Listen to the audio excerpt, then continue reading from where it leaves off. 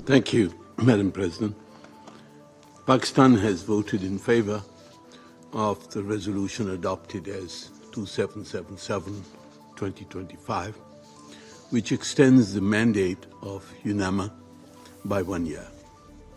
My government remains committed to cooperating with UNAMA and Special Representative Otan Bayava in promoting peace, security, and development in Afghanistan, which confronts multiple challenges of development, drugs, and terrorism. The initial draft of this resolution was circulated by China and Pakistan.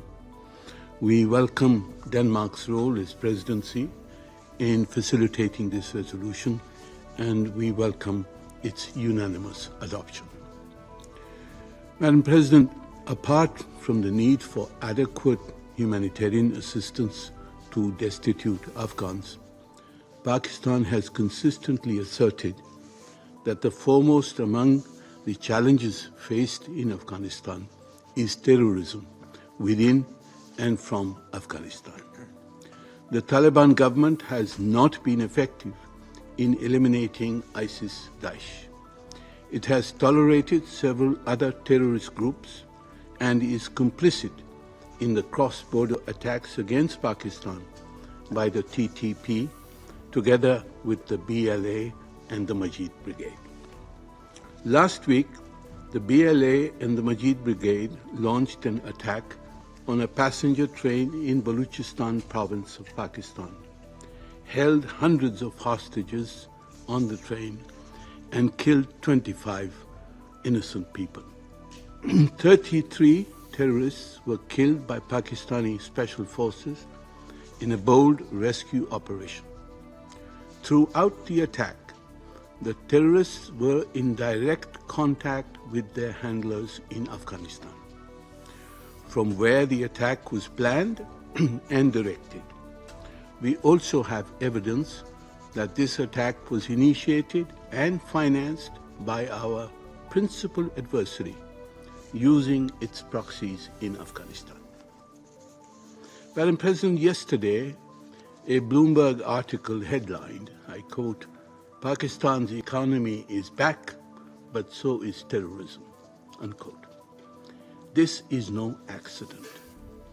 The train attack and other such terrorist attacks that are taking place against Pakistan are clearly designed to destabilize Pakistan and in particular to disrupt Pakistan's cooperation with China and the implementation of the China-Pakistan Economic Corridor.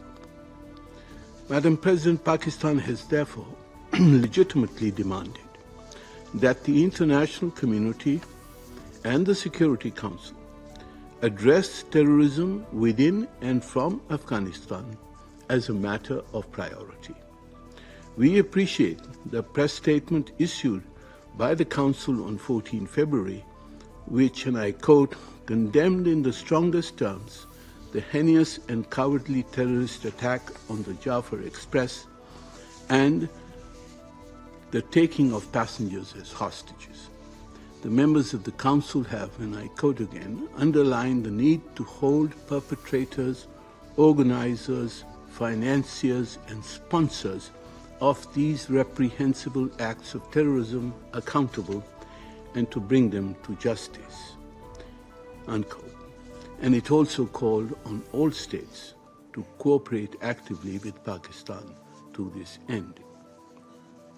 Pakistan is also gratified that the resolution adopted by the Council today has, in preamble paragraph 7, expressed, and I quote, serious concern over the presence of terrorist groups in Afghanistan, unquote, and further reaffirmed its, quote, demand that the territory of Afghanistan should not be used to threaten or attack any country, to plan or finance terrorist acts, or to shelter and train terrorists, and that no Afghan group or individual should support terrorists operating on the territory of any country, unquote.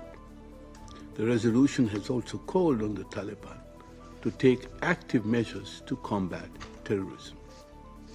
Madam President, the Security Council and its counter-terrorism machinery must also take such active measures to secure implementation of our decisions to address the challenge of terrorism within and from Afghanistan, particularly from ISIL-K, Al-Qaeda, the TTP, BLA, and the Majid Brigade. These terrorist organizations pose a serious threat to peace and security in Afghanistan, in the region, and globally. Pakistan will propose some concrete steps to enable the United Nations to achieve these counter-terrorism objectives. I thank you, Madam President.